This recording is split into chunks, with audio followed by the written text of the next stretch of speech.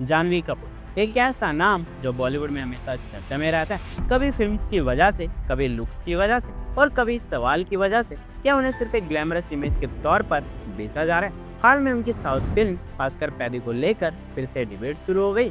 लोगों का कहना है कि स्टोरी और परफॉर्मेंस से ज्यादा फोकस उनकी स्टाइलिंग, कैमरा एंगल और सेंसुअल प्रेजेंटेशन पर है। आज हम इसी बात को समझेंगे, क्या जानवी कपूर सच में खुद को ऑब्जेक्टिफाई कर रही है या फिर मेकर्स उन्हें उसी तरह प्रेजेंट कर रहे हैं। जानवी कपूर की फिल्म को अगर ध्यान से देखा जाए तो एक पैटर्न साफ नजर आता है। धड़क से लेकर देवरा और अब पैदी तक उनकी इमेज बहुत केयरफुली डिजाइन रही है। Glamorous look, closeup shots, body focus framing और ऐसा प्रेजेंटेशन जो ऑडियंस का अटेंशन बहुत जल्दी खींचे।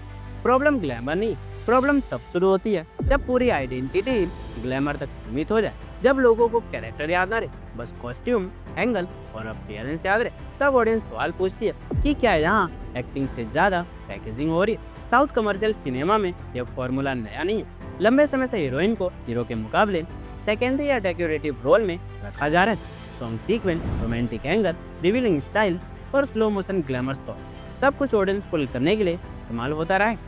जानवी के केस में भी लोगों को लगता है कि मेकर्स उन्हें कैरेक्टर ड्रिवन एक्ट्रेस की तरह नहीं बल्कि विजुअल अट्रैक्शन की तरह प्रेजेंट करें, और इसी वजह से क्रिटिसिज्म बढ़ा, क्योंकि ऑडियंस अब सिर्फ क्रिएटिव फेस नहीं चाहती।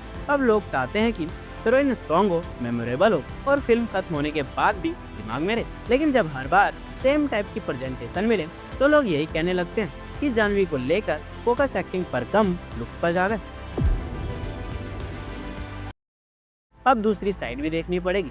जानवी कपूर कोई आउटसाइडर नहीं है, उनके पास नेम है, फैमिली बैकिंग है और अपॉर्चुनिटीज की कमी भी नहीं है। ऐसे में वो अगर बार बार ऐसे रोल चुन रही है जहाँ उनकी पर्सनैलिटी से ज्यादा उनकी बॉडी लैंग्वेज और सेंसुअल अपील हाईलाइट हो रही है, तो ऑडियंस सवाल जरूर करेगी।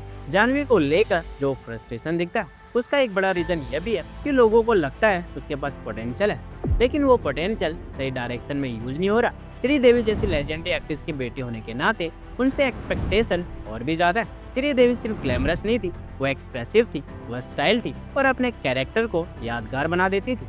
इसी कंपैरिजन की वजह से जानवी पर प्रेशर और क्रिटिसिज्म दोनों बढ़ जाते हैं। लोग मानते हैं कि अगर वो चाहे तो स्ट्रॉन्ग स्क्रिप्ट और चैलेंजिंग रोल के जरिए खुद को एक सीरियस परफॉर्मर के रूप में एस्टेब्लिश कर सकती है, लेकिन बार बार वही ग्लैमरस जोन चुनना ऑडियंस को कंफ्यूजिंग करता है। एक और इशू ये भी है, जब कोई एक्ट्रेस खुद को बार बार उसी स्पेस में प्लेस कर दिया तो ऑडियंस उसकी इमेज को उसी लाइन से देखने लगते हैं। फिर बाद में अगर वही एक्ट्रेस कहे कि मुझे ऑब्जेक्टिफाई किया जा रहा है तो लोग पूछते हैं आपने जो इमेज क्रिएट की है उसका क्या।